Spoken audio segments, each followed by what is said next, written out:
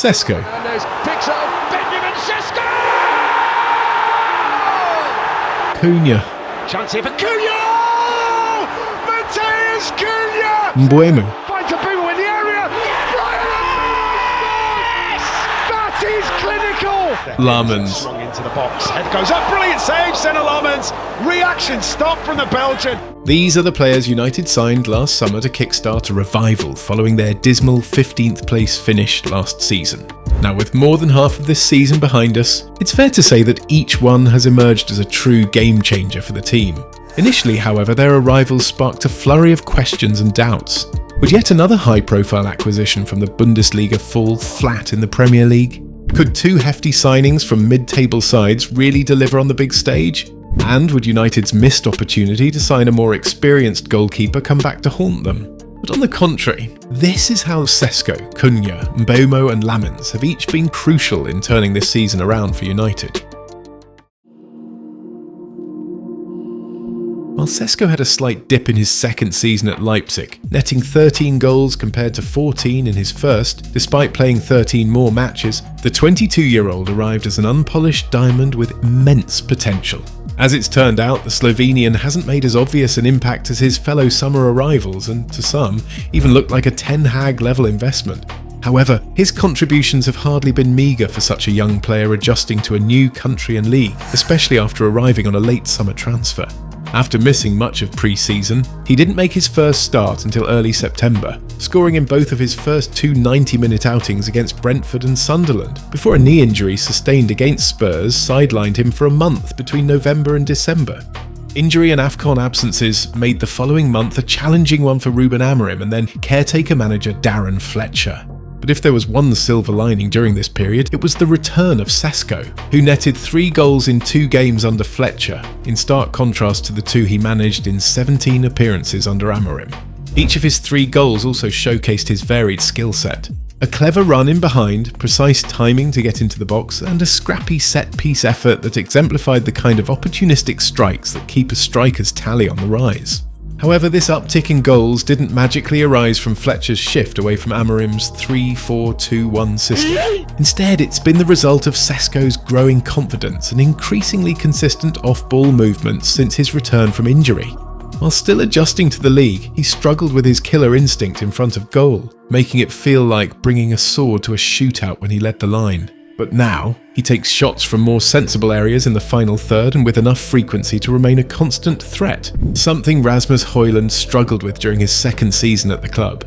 In a standout performance against Burnley, for instance, the striker recorded 39 touches, 13 of which were inside the opposition box, enabling him to unleash a total of 8 shots.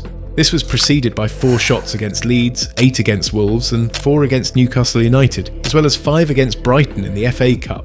These shot outputs reflect the kind of numbers United fans would long to see from their striker when facing teams that prefer to sit deep. His goal return has been far from meagre too, and when you factor in his FA Cup goal, he isn't far from averaging a goal every other game based on his minutes played. His ratio could have looked better too, having already rattled the woodwork 3 times this season. And while Sesko's contributions outside of scoring often go unnoticed for a striker, his speed, aerial ability and mere physical presence make him an imposing target man for teammates to build their attacks around. His ability to make runs in behind is also vital for United's strategy to protect leads. This was on full display against Newcastle, where his subbing off for Xerxes in the 60th minute led to the loss of a crucial passing outlet up front, leaving United pinned back at the end of a game in which Newcastle could easily have turned the tide and snatched a point or even 3. But while Sesko had been the preferred striker under former boss Amorim, he found himself on the bench in Carrick's first 3 matches with Mbeumo shining up front. And we're not talking about his head here. Nonetheless, he remains vital in the team's attacking plans. Perhaps the narrative of Sesko's struggles arises from his inconsistency or the fact that he hasn't yet delivered a defining goal or moment. That was until his hair-raising last-minute winner against Fulham at the Stretford end. By the way, if you're enjoying the video so far, we'd be incredibly grateful if you subscribed. Your support helps us grow and continue creating the content you love. If there's one thing United's overhaul in attack revealed, it's that the club firmly believed their disastrous campaign last season stemmed from a lack of firepower. The new attacking potential was certainly there for all to see. Cunha had his most prolific season with 17 goals and 6 assists for Wolves, stat padding at a relegation-threatened team no less. Mbeumo scored 20 Premier League goals for Brentford last season, a tally no United player has reached since Robin van Persie 12 years ago. However, scepticism still surrounded their hefty signings. After all, United's player recruitment in the post-Ferguson era has so often been criticised for being erratic and misguided, especially given the staggering £2 billion spent on transfer fees alone since 2013. Yet by signing Cunha and Mbeumo, it felt like the club was finally realising that if they were going to invest heavily, they should do so in players who are Premier League proven.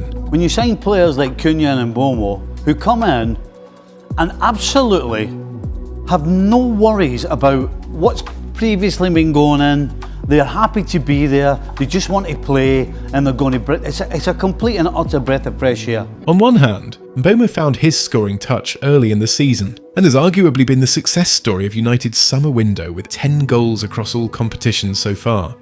In Amorim's 3-4-2-1 system, he occupied the right-sided number 10 role, supported superbly by makeshift right-wing back Amad Diallo behind him. Together they have forged a strong chemistry down the right flank, becoming United's primary avenue for attacking play. You only needed to look at United's form during AFCON from late December to early January to recognise Mbeumo's importance to the team.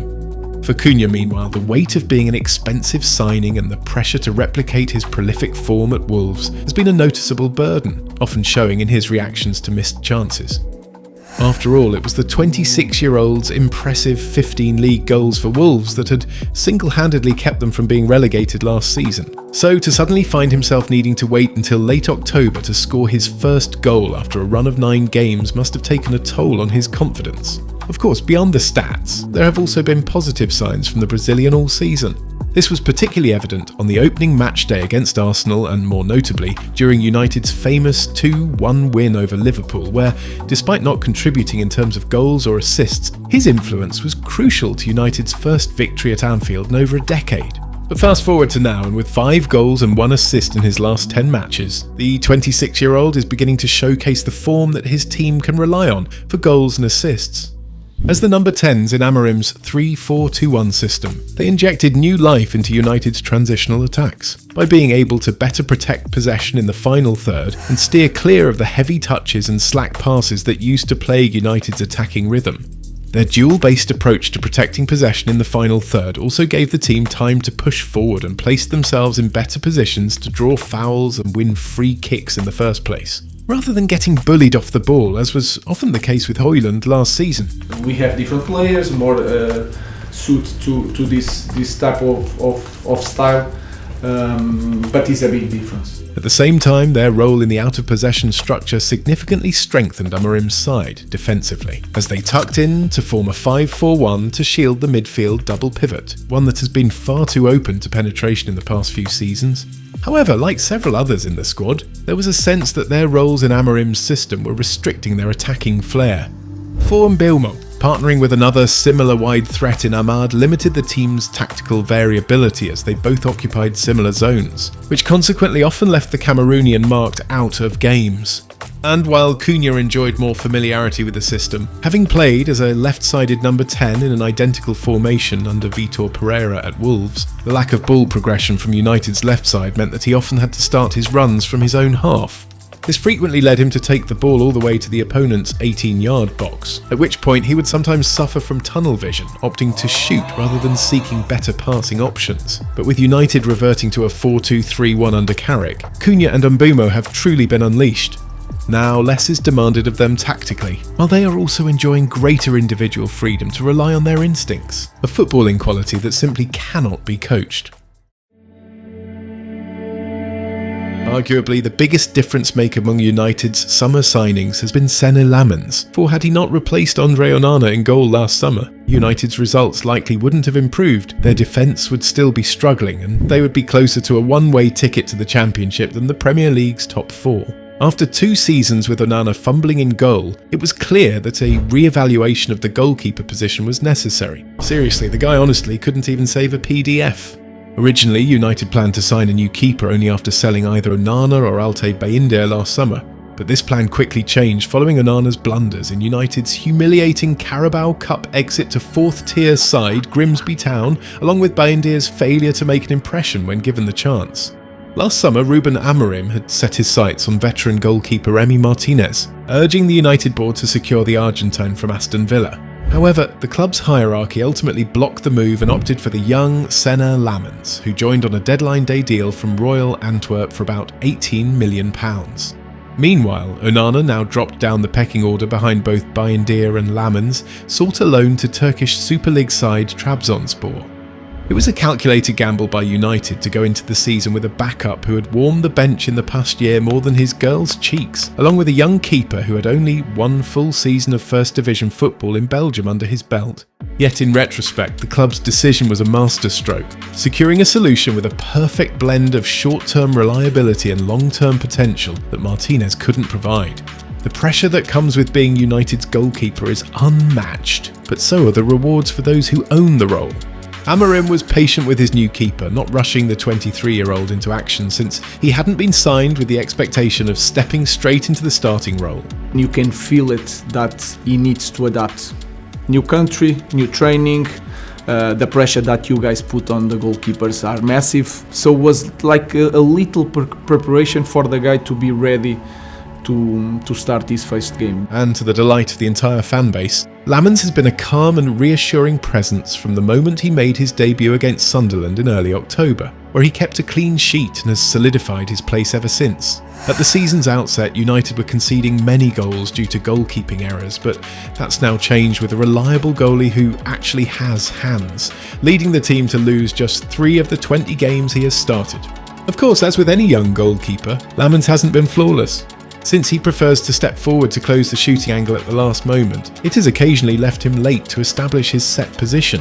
While the idea is right, poor timing has sometimes found him in motion or off balance when shots are struck, hindering his ability to generate the necessary power to make successful saves. But compared to the glaring errors of his predecessors, his are minor, and the encouraging takeaway is that they are details that can be refined through coaching. His stats also paint a somewhat nuanced picture. In his 20 appearances so far, United have conceded 27 goals and managed just 4 clean sheets, while his save percentage in the league stands at 62%, well below the 77% he achieved with Antwerp last season. However, context is key.